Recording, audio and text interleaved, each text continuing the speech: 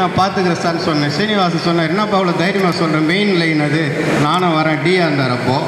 So அது மாதிரிலாம் எனக்கு துணை புரிந்து ஒரு சிம்பிளாக நான் சொல்லுவேன், ஒரு வீட்டுக்கு ஒரு மருமகள் மாதிரி ரயில்வேல ஜாயின் பண்ண ஒரு பயங்களே தான் வந்தேன். டிஆரில் அதோட பயமாக இருந்தேன். ஐயோ என்னது, ஏன்னா ஒரு மற்றவங்க சர்வீஸ் இருக்கணும். நான் புதுசாக என்ட்ரு ஆகும்போது என்ன தான் நம்ம டிப்ளமா பிடெக் எது படிச்சிருந்தாலையும் ப்ராக்டிக்கல் ஆகும்போது நிறைய கஷ்டங்கள் இருக்கும். அதே மாதிரி முக்கியமான ஹெட் குவார்ட்டர்ஸ்லேருந்து எஸ்எஸ்சியெல்லாம் வந்துருக்காரு.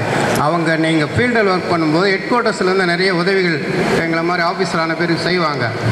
அவங்களாம் எப்படின்னா எனக்கு ஆஃபீஸர் வேணாம், ஒரே இடத்துல இருக்கணும், ஹெட் குவார்ட்டர்ஸ்லேயே இருந்தவங்க. அவங்கெல்லாம் வந்து ஹெட் குவார்ட்டர்ஸில் எஸ்எஸ்சி இருந்தாலும் they're all on par with officers. Even வந்து சீனியரிட்டி கூட கண்ட்ரோல் பண்ணலாம். எஸ்எஸ்சியெல்லாம் they use to help the சிஸ்டத்துக்கு நிறைய ஹெல்ப் பண்ணி ஹெட் குவார்ட்டர்ஸ் அவங்களுக்கு இந்த நேரத்தில் நன்றி தெரிவிச்சுக்கணும். அதே மாதிரி இந்த கண்ட்ரோல் டிஆர்டி கண்ட்ரோலில் நிறைய பேர் வந்துடுவாங்க. கண்ட்ரோல் இல்லைன்னா யாரும் வண்டியை ஓட்ட முடியாது. அந்த நித்யானந்தம் நாகராஜ் அதில் ரொம்ப நான் வரும்போது நினச்சிட்டு வந்த ஒரு பாயிண்ட்டை மென்ஷன் பண்ணேன்னு. நாகராஜ் வந்து கண்ட்ரோல் இருப்பார். அங்கே போனோம்னா அந்த சர்க்கியூட்டு ட்ரிப் பண்ணுற சர்க்கியூட் இருக்கு இல்லையா, சாரலோட ஸ்டார்டிங்கில் வந்து அது டிஃப்ரெண்ட் ஸ்டேஜில் அதுக்கப்புறம் கம்ப்யூட்டரைஸ் பண்ணும்போது அந்த ஸ்கெச்சஸ் எல்லாம் மாற்றினே இருப்பேன். எஸ்எஸ்பி எங்கே இருக்குது, எஸ்பி எங்கே இருக்குது, அது எங்கே இருக்குது, இதே போட்டு இருக்கும். அப்போது ஒரு நாள் கண்ட்ரோலுக்கு போனால் நாகராஜ் பண்ணிகிட்ருக்காரு, சார் இது இங்கே போயிடுச்சு, இது இங்கே வந்துடுச்சு, எஸ்எஸ்பி இங்கே இருக்குது, இங்கே இருக்குது, நியூட்ரல் இருக்குது. அப்படி அதை ஃபோனில் பேசுறது இல்லாமல் அதை அப்டேட் பண்ணிகிட்டே இருப்பார்.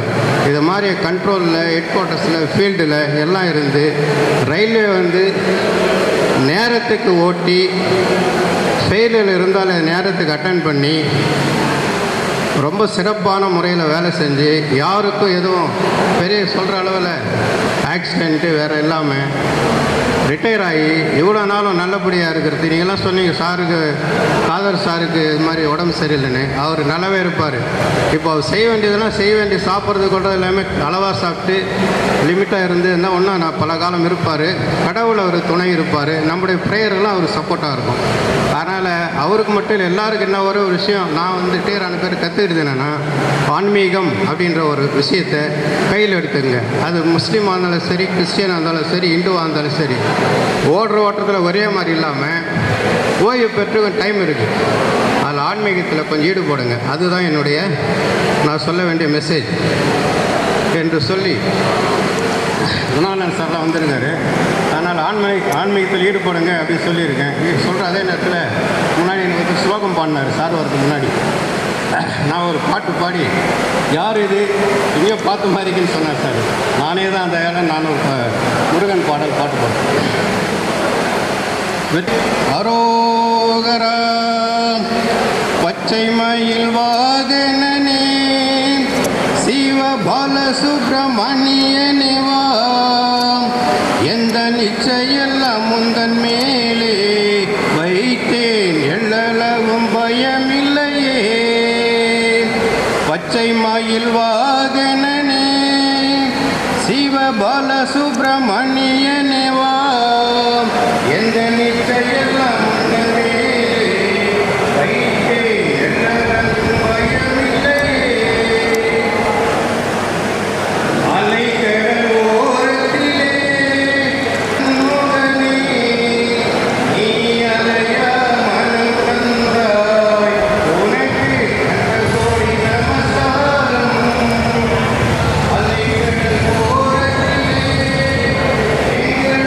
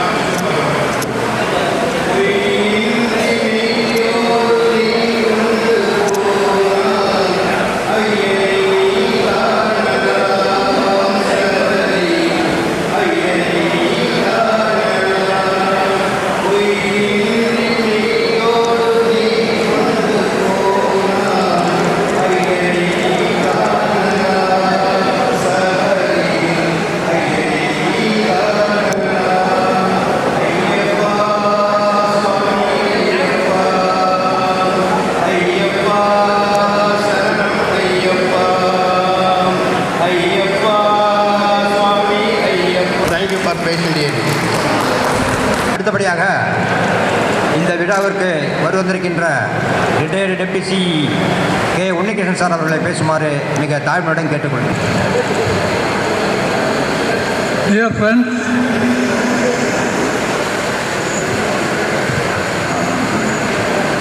once again I could see all the people together. I'm very happy to see all of my old friends. To see all these faces only I came in the morning, and in spite of my unhealth, I wanted to see all the people and have our exchange pleasantries. So I could achieve this even if I may not be there in the next meeting.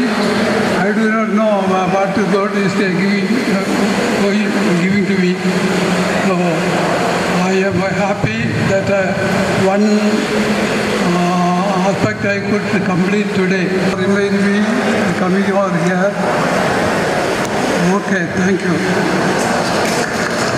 Thank you very much Unnikrishnan sir அவர்களே. அடுத்தபடியாக இந்த விழாவிற்கு சிறப்பு விருந்தினராக வருவந்திருக்கின்ற முன்னாள் principal chief electrical engineer Shri Gunalan sir அவர்களை பேசுமாறு மிக தாழ்மையுடன் கேட்டுக்கொள்கிறேன். நான் டிஆர்டியில் ஒரே ஒரு வருஷம்தான் இருந்தேன் ஓப்பன் லைனில். அந்த ஒரு வருஷமும் அந்த பிறகு வந்து நான் ப்ரொமோஷன் ஆச்சு. உங்களுக்கு ஒரே ஒரு நியூஸு, எனக்கு நான் ப்ரொமோஷன் வாங்குறதுக்கு ஒரே ஒரு காரணம் இவர் காதர் தான். அவருக்கே தெரியாத ஒன்று. அவருக்கு எனக்கு காரணம் சொல்கிறேன். டிஆர்டியில் போட்டாங்க. முதல் நாள் டிஆர்எம்மை போய் பார்த்தேன். டிஆர்எம் வந்து குப்தான்னு ஐ திங்க். அவர்கிட்ட போனவுடனே உனக்கு ஓப்பன் லைனில் எவ்வளோ எக்ஸ்பீரியன்ஸ் இருக்குதுன்னு கேட்டார். டிஆர்டியில் ஒன்றுமே இல்லைன்னு. கிட்டத்தட்ட 17 வருஷம் ரயில்வேயில் ஒர்க் பண்ணியாச்சு. கேட்குறாரு, ஒரு டிஆர்டியில் ஒர்க் பண்ணியிருக்கியா? இல்லை சார், ஓப்பன் லைனில் ஒர்க் பண்ணதில்லை. வேறு ஏதாவது டிவிஷனில் ஒர்க் பண்ணியிருக்கியா? இல்லை சார். ரயில்வேயில் தப்பு பண்ணிட்டார் உங்கள் சிஇ, ஒரு உருப்படாத ஆளை போட்டாருன்னாரு. இதே எனக்கு முதல் சர்டிஃபிகேட். அதுலேருந்து என்கிட்ட ஒரு வருஷம் இருந்தேன். ஒரு நாள் கூட 2 தடவை தான் பேசியிருக்காரு அந்த டிஆர்எம். அவர் என்னென்னா, அவர் வந்து நமக்கு டிஆர்டிக்கு இந்தியன் ரயில்வேயில் 7 வருஷம் ஆர்டிஓ ஷோவில் நமக்கெல்லாம் எப்படி ரயில்வேயில் டிஆர்டியை பண்ணணும்னு அட்வைஸ் பண்ணவர். டிஆர்டியை பற்றி நல்ல எக்ஸ்பர்ட்டு. அவர் யூஸ்லெஸ்ன்னு சொன்னால் ஓகே, நம்ம என்ன செய்ய முடியும். 2வது தியாகராஜன். அவருக்கும் எனக்கும் அந்த காலத்திலேயே எலியும் பூனையும் கதை தான். போனோன்னு சொன்னார், உனக்கு டிஆர்டியா? சரி, இந்த வருஷம் உனக்கு சிஆர் நம்ம கான்ஃபிடன்ஸ் ரிப்போர்ட் சரி இல்லைன்னா, உங்கள் டிஆர்எஸ் சரியாக கொடுக்கலைன்னா நான் உன்னை சப்போர்ட் பண்ண மாட்டேன். உனக்கு ப்ரொமோஷன் டைம் கட்டாயம் ப்ரொமோஷன் கிடைக்காது. இது சிஇயோட ஆசீர்வாதம். அவர் டிஆர்எம் வந்து சரியில்லைன்னு எழுதினா கூட இவர் ஓவர் ரைட் பண்ணலாம். இல்லை குணாலன் திறமைசாலின்னு முடியாது.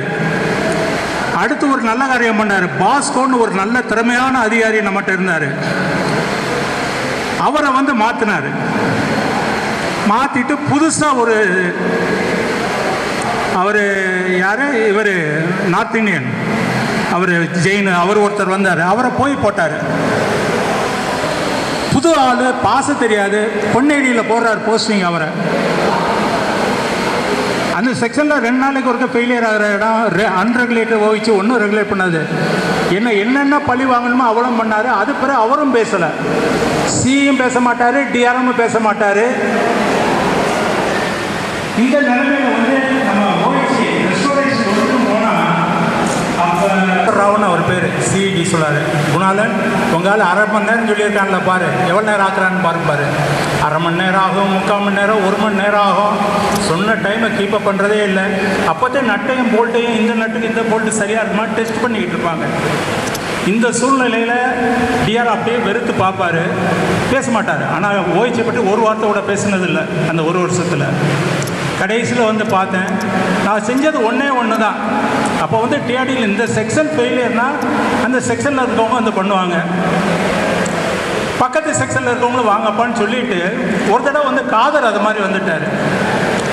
காதர் செய்கிறத பார்த்தோம்னா அதுலேருந்து ஒரே ஒரு டைரக்ஷன் தான் சிடிபிசிட்ட கொடுத்தேன். எந்த ஃபெயிலியர்னாலும் காதர் வந்து சைட்டுக்கு அவர் வண்டியோடு வந்துடுறேன் டீமோட. காதர் வந்து மற்றொரு ஒரு டைரக்டர் சொல்லி கொடுத்துருக்காரு. அதை காரணமாக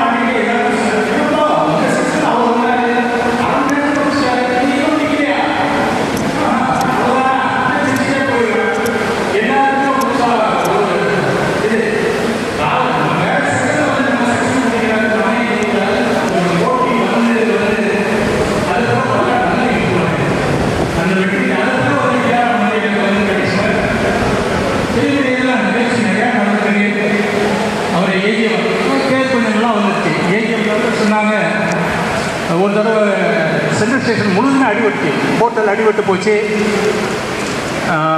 நம்ம அரக்கோணம் வரைக்கும் வண்டி எதுவுமே இல்லை, சபர்பன் ட்ரெயினே கிடையாது.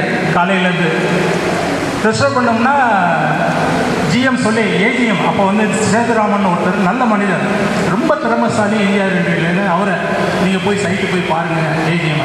நம்ம தியாகராஜன் சிஇ அவர்லாம் ஒரே பேட்ச். அவர் வந்து சைட்டுக்கு வந்துருக்காரு. நான் இப்போ வந்து டவர் வேகனில் நின்றுட்டு பண்ணிக்கிட்டு இருக்கேன். அவர் வந்து போய் ஜிஎன்ட்ட போய் சொல்லியிருக்காரு, குணாலன் அங்கே இருக்கார், அதனால் பிரச்சனை இல்லை. காலங்கள் அப்படியே மாறி போயிடுச்சு. அதை வந்து சிஇட்ட சொல்லியிருக்காராம், குணாலன் இருக்காராமே, அவர் நல்லா பார்த்துக்குவாராமேன்னு. அது மாதிரி நிறைய நிகழ்ச்சிகள் நடந்த அந்த நைட்டில் வந்து நம்ம ஸ்டாப் ஒருத்தருக்கு அடிபட்டு போச்சு. நான் வந்து பெரம்பூருக்கு வந்து அவரை பார்க்க அவரோடய போயிட்டேன். டிஆர்எம் மட்டும் தான் ரெஸ்டாரேஷன் இருக்காரு. 4 மணிக்கு வண்டி கொடுத்து ஈவினிங்னால விடலாம்னு. அந்த நேரம் வந்து ஏஜிஎம் கேட்டிருக்காரு, என்னாச்சு என்ன ப்ராப்ளம்னாரு. ஆஃபீஸர் கேடியில் என்ன யாரும் நம்மளால் அந்த இன்டெலிஜென்ஸ் இன்ஃபர்மேஷன் ஜிஎம்க்கு போய்கிட்டே இருக்கும். அப்போ வந்து சொல்லிட்டாங்க, இது மாதிரி ஒரு ஆக்சிடென்ட்னால சிவிடி இல்லை என்னன்னா அவர் வந்து டிஆர்எம் கூட்ட சொல்லி, டிஆர்எம் அவர் ஓய்ச்சியில் எக்ஸ்பர்ட்டு, அவர் நான் பார்த்துக்கிறேன்னு சொன்னார். நீங்கள் இருக்க வேண்டாம், நீங்கள் ஆஸ்பத்திரி போங்க, குணால் நாங்கள் வரேன் சைட்டு வர சொல்லுங்க. நம்ம வந்து முடித்தோம். அந்தளவு பேராச்சு. கடைசியில் வந்து அந்த வருஷம் முடிவில் வந்து டிஆர்எம் வந்து கூப்பிட்டார் ஒன்றா டெலிஃபோன். அப்போ தான் டெலிஃபோன் நேரம் கூட பேச மாட்டார். டெலிஃபோன், குணாலன் உனக்கு தம்பிங் ரிப்போர்ட் கொடுத்துருக்கு, தம்பிங் சிஆர்னு கொடுத்துருக்காரமே என்ன ப்ளஸ் சார் உங்களுக்கு அவுட்ஸ்டாண்டிங் கொடுத்துருக்காரு. இருக்கலே ஒரு நல்ல பேர். அது காரணம் வந்து அடிப்படை வந்து காதல். நாங்கள் இவர் டெக்னிக்கல்கிட்ட ஒரு நாள் கூட பேசினதில்ல இல்லை. ஆனால் எனக்கு அட்வைஸ் மேலே அட்வைஸ் பண்ணி அப்படியே நேற்று கூட பேசும்போது ஒரு அரை மணி நேரம் ஆயிடுச்சு. ஒரு ஆள் வரலைன்னா வரல, சாவுக்கிராக்கி போன்னு விட்டுறலாம். காரணம் சொல்லுங்கள். நான் அப்புறம் சிடியாக இருந்தேன். ஒரு பழனி சார் கூட என்ன சொல்லி சொன்னார், சிடியாக இருக்கப்பெல்லாம் அவர் இல்லைன்னு நினைக்கிறப்ப அங்கே நல்லா நிறையா நல்லா பண்ணோம். ரிட்டையர் ஆன பிறகு என் உண்மையானது இவங்களோட ஒரு நாள் கூட டெக்னிக்கல் இல்லை. ஏன்னா நான் 1 வருஷம் டெக்னிக்கல் நாலேஜ் வச்சு, அஃப்கோர்ஸ் ஆர்இயில் வந்து 2 வருஷம் ஏஇ டிசைனாக இருந்தேன். ஆரம்பத்தில் நாள் சீஃபை பார்த்தேன், சிஇன்னு அப்போ வந்து பார்த்தேன். அங்கே இருக்கும்போது வந்து சென்னை மெட்ரோ கூப்பிட்ட நாள் அன்றைக்கி தான் காலையில் சேர்ந்துருக்கேன். 2009 8 ரிட்டையர்டு 9 சேர்றேன். அதுக்கு முன்னாடி இடையில மலேசியாவில் கொஞ்சம் நேரம் வேலை செய்கிறேன். நாங்கள் ஒரு பெரிய கம்பெனிக்கெல்லாம் போயிட்டு வந்தேன். பெங்களூர் போயிட்டு மலேசியா போயிட்டு இங்கே வந்தேன். இங்கே கூப்பிட்டோன்னா வந்தவொடனே நாள் கேட்டேன், சார் பாம்பேயில் ஓய்ச்சிக்கு எங்களுக்கு மாடிஃபை பண்ணுறதுக்கு எங்களுக்கு ஒரு எக்ஸ்பர்ட் வேணும்னாரு. என்னையா அது டிசி ஓய்ச்சி ஆச்சு, அதுவும் பாம்பேயில் எத்தனை பேர் இருக்காங்களே, ஏன் இங்கே இன்னும் வந்து கூப்பிட்றேன் சார் அங்கெல்லாம் கிடைக்கல. இது என்னை கூப்பிட்டது வந்து ஒரு ஃப்ரெஞ்சு கம்பெனி. என்ன விவரம்னு கேட்டோம்னா, ஏஇ காம்னு இந்தியாவில் உலகத்திலேயே 10 பெரிய கன்சல்டன்ட் பெரிய ஆட்கள் ஏஇ காம்னு பெரிய ப்ராஜெக்ட் பண்ணுறாங்க. அவங்க வந்து ஒரு கான்ட்ராக்ட் எடுத்திருக்காங்க, பாம்பே பிடி ஸ்டேஷனை உலக அளவில் பெஸ்ட்டு ஸ்டேஷனாக மாற்றணும்னு. அது ஒரு ப்ராஜெக்ட்டு. அதில் வந்து அவங்களுக்கு வந்து இந்த ஆர்கிடெக்சர் அது இதுன்னு கீழே ஸ்டேஷனு மேலே cinema theatre barber shop hotel restaurant எல்லாம் கட்டுறதுல வந்து. ஆனால் ஓய்ச்சிக்கு மட்டும் அட்வைஸ் இந்தியன் இந்த கண்டிஷன் அவங்களுக்கு தெரில, இந்தியாவிலேருந்து யாராவது கொடுக்குறாங்க. அவங்க வந்து இங்கே வந்து எனக்கு வந்து இஜிஐஎஸ்னு ஒரு ஃப்ரெஞ்சு கம்பெனி, நான் அதுக்கிட்ட ஒர்க் பண்ணேன். இந்த ஃப்ரெஞ்சு கம்பெனி கொடுக்குறாங்க. ஃப்ரெஞ்சு கம்பெனி ஃப்ரான்ஸ்லேருந்து அவங்க வந்து லோக்கல் ஒரு ஆள் தேடும்போது வந்து யாரும் கிடைக்காதனால என்ன பண்ண கூப்பிட்டாங்க. எப்போங்க என்னால் முடியாதுன்னு, இல்லை சார் நீங்கள் கட்டாயம் வந்து பண்ணுங்கன்னாரு. சரி எப்போ போகணுன்னு, சார் மத்தியானமே ஃப்ளைட்டு, காலையில் சொல்கிறாங்க மத்தியானம் ஃப்ளைட்டில் போங்க சார். நான் நான் சொன்னேன் என்னப்பா இன்றைக்கே வந்திருக்கேன் என்ன அப்படின்னா நாளைக்கு காலையில் ஃப்ளைட்டில் போயிருங்க சார். போய் ஒரு நல்ல ஹோட்டலில் போட்டாங்க. நாங்கள் போய் டிசி ஓய்சி பார்த்தேன். அவங்க நல்ல ஸ்டேஷன் பிளான் நல்லா பண்ணாங்க, எல்லாம் ஃபுல் ஸ்பீடு. ஏன்னா உள்ளுக்குள்ளே சின்ன யார்டுலாம் இருந்தது, அதெல்லாம் மாடிஃபை பண்ணி நம்ம சகோதரர் ஒருத்தர் தான் இங்கே நம்மகிட்ட பின்னாடி இங்கே வந்தோன்னே கேட்டேன், இந்த லே அவுட்டு போடுறது கொஞ்சம்னா எனக்கு தெரியும் எப்படி போடுறதுன்னா. நானும் 1 மாதம் எடுத்துருப்பேன். அவர் ஒரே 1 மணி நேரத்தில் எனக்கு லே அவுட் கொடுத்தாரு. எஸ்டிமேட் பண்ணிட்டு இதான் எஸ்டிமேட்டு இப்படி தான் பண்ணணும் பிளானிங் போட்டு கொடுத்தேன். நல்ல பேர். ஸோ அது வந்து டிசிஓஹெச் நம்ம ஏசி 25 kVக்கு மாற்றுறதுக்கு அங்கே போயிருந்தேன். இத்தனை சின்ன எக்ஸ்பீரியன்ஸை வச்சுக்கிட்டு நல்ல பேர். அடுத்து கல்கத்தா கூப்பிட்டாங்க. கல்கத்தாவில் 1 மாதம் வாங்க சார். என்ன இல்லை எங்கள் அங்கே இதில் வந்து 3rd ரயில், அங்கே வந்து ஓய்ச்சி கிடையாது, 3rd ரயில் 3வது ரயிலில் 750 வோல்ட்டில் ஓடும். அதுக்கு எங்களுக்கு வந்து டெண்டரை ஃபைனலைஸ் பண்ணுறதுக்கு எனக்கு ஹெல்ப் பண்ணுங்கள் 1 மாதம். அங்கேயும் அதே மாற்றேன், ஃப்ளைட்டில் வாங்க உங்களுக்கு பில்டிங் எல்லாம் கொடுத்துருவோம், காரு டிரைவர் எல்லாம் கொடுத்துருவோம், என்னன்னாலும் பண்ணுங்க எங்களுக்கு வரணும். அது 1 மாதம் முடிவில் வந்து நான் வந்து திரும்பி போகிறேன்னு சொல்கிறப்ப இல்லை சார் கொஞ்சம் கூட இருங்கன்னு கேட்டு ரிக்வஸ்ட் பண்ணிக்கிட்டு இருந்தாங்க. எனக்கு கூப்பிட்டவர் வந்து ஒரு ஆஸ்திரேலியாவை சேர்ந்தவர். ஸோ வெளிநாட்டு இங்கே வந்து ஒரு ஃப்ரெஞ்சுக்காரன் கூப்பிட்றான், அங்கே கல்கட்டாவில் வந்து இருக்கேன். இத்தனைக்கு வந்து ரெண்டு அனுபவம் ரொம்ப சின்னது தான். எல்லாம் நீங்கள் செய்யும் போது உங்களோட எல்லாம் காலத்தில் அட்வைஸர் டெக்னிக்கலை பண்ணதே இல்லை. அதே மாதிரி அடுத்து இப்போ சமீபத்தில் டெல்லியில் அதில் வந்து நம்ம வந்து ஃப்ரைட் காரிடார்னு போடுறாங்க. ஃப்ரைட் காரிடார்னா டபுள் டெக்கர், இது ஒரு இதுக்கு மேலே இருக்கும், ஓய்சியே இதாக இருக்கும், பெருசாக இருக்கும், கான்ட்ராக்டர் வயர் பெருசு, ஹோட்டல் பெருசாகனா 2 டெக்கர். அது குட்ஸ் ட்ரெயின்லேயே கீழே ஒரு கண்டெய்னர், அதுக்கு மேலே ஒரு கண்டெய்னர் வச்சு அதுக்கு மேலே தான் ஓய்ச்சி வரும். உலகத்தில் இல்லாத அளவுக்கு அது ஒரு நல்ல உயரத்தில் வச்சுருப்பாங்க. கண்டக்டர் சைஸும் பெருசு, ஏன்னா குட்ஸ் ட்ரெயின் கம்ப்ளீட்டாக கல்கட்டா டெல்லி டு பாம்பே, கல்கட்டா டு பாம்பே நடக்குது. அதுக்கு வந்து அந்த அவங்களுக்கு டெண்டருக்கு வந்து உதவி பண்ண சொல்லி என்னை கேட்டாங்க, என்னையா என்னால் இங்கே வர முடியாதுன்னு. இல்லை சார் நீங்கள் எப்போ வரணும்னு நினைக்கிறீங்களோ அன்றைக்கி ஒரு நாளைக்கு முன்னாடி சொல்லுங்கள், உங்களுக்கு ஃப்ளைட்டில் புக் பண்ணுவோம், டிரைவரும் இருப்பாங்க, உங்களுக்கு ஹோட்டலில் நீங்கள் தங்குறப்பையில் ஹோட்டல் ஏற்பாடு பண்ணணும். இந்த அளவுக்கு வந்து உங்கள் ஓய்ஸில் இருந்த இந்த 1 வருஷத்தை வச்சுக்கிட்டே நான் நல்லா கதை ஓட்டிட்டேன். நல்ல பேர், நல்ல வாழ்க்கை. ரிட்டையர் ஆன பிறகு இங்கே நார்மலாக இருந்ததை விட நல்லா இருந்தேன். இதுதான் என்னை பொறுத்தவரையில் ஒரு இதுக்கெல்லாம் ஆதரவாக இருந்தது, ஒரு பேக்ரவுண்டு சந்தோஷமாக இருந்தது. எல்லாத்துக்கும் வந்து அடிப்படை உங்கள்கிட்டருந்து வந்தது தான். உங்களுக்கு எல்லாருக்கும் கோடானு கோடி நன்றி, வணக்கம். உங்கள் எல்லாருக்கும் உங்கள் குடும்பத்திற்கும் வாழ்த்துக்கள். நன்றி சி சார் அவர்களுக்கு. சி சார் வந்து நமக்கு சீனியடியாக இருக்கும்போது அவ்வளோ ஃபெயிலியர்ஸ், நிறைய ஃபெயிலியர் ஞாபகம் இருக்கா சார்? சென்ட்ரலில் அப்பப்போ ஒயர் கட் ஆகிடும். சாரு டிபிசி ரூமில் வந்து உட்காந்துக்கிட்டு என்னப்பா இது இப்போ சீக்கிரம் பண்ணணும்ப்பா அப்படின்னு சொல்லிகிட்டு இருப்பார். ஆனால் சார் அதுக்கப்புறம் இன்றைக்கி மெட்ரோ ட்ரெயின் டிசைன் பண்ணுறதுக்கு சார் தான் மெயினான காரியம். நீங்கள் மெட்ரோ ட்ரெயினில் போகும்போது சாரை நினச்சிங்க, இதுக்கு நீங்கள் கை தட்டணும். ஏன்னா சார் வந்து இந்த மெட்ரோ ட்ரெயின் டிசைனுக்காக 35 வாட்டி வெளிநாட்டுக்கு போய் டிசைன் பண்ணியிருக்காரு. கரெக்டாக சார்? கரெக்டு தானே? அதனால் சார் வந்து இந்த விழாவுக்கு வந்து நேற்று பாய்கிட்ட பேசும்போது சொல்கிறாரு, சளி பிடிச்சிருக்குப்பா நான் எப்படி வர்றதுன்னு. வராததுக்கு எதனா காரணம் சொல்கிறீங்களான்னு கேட்டார். இல்லை, ஆனால் சார் வந்து இவ்வளோ தூரம் வந்து நம்மளுக்காக இவ்வளோ தூரம் பெருமையாக நீங்கள் எல்லோரும் சந்தோஷப்படக்கூடிய அளவுக்கு அவருடைய பேசியிருக்கிறாரு. அவருக்கு நம்ம சார்பாக எல்லோரும் ஒரு நன்றியை தெரிவிச்சுக்கிறோம். ரெண்டாவதாக அடுத்ததாக ஜனார்தனன் அவர்கள் இந்த சில பேருக்கு மரியாதை செய்யணும்னு சொல்லியிருக்காரு.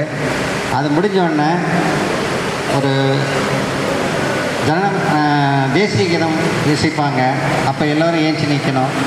அதுக்கு அடுத்ததாக குரூப் ஃபோட்டோ எடுப்பாங்க. எல்லோரும் மேடையில் இருக்கவங்க மேடையில் இருப்பாங்க. நம்ம எல்லாம் இந்த பக்கம் சேர் போட்டு கீழே இருந்து ஒரு குரூப் ஃபோட்டோ எடுப்போம். அது முடிஞ்சோன்னா உட வரது. இதுதான் ப்ரோக்ராம்.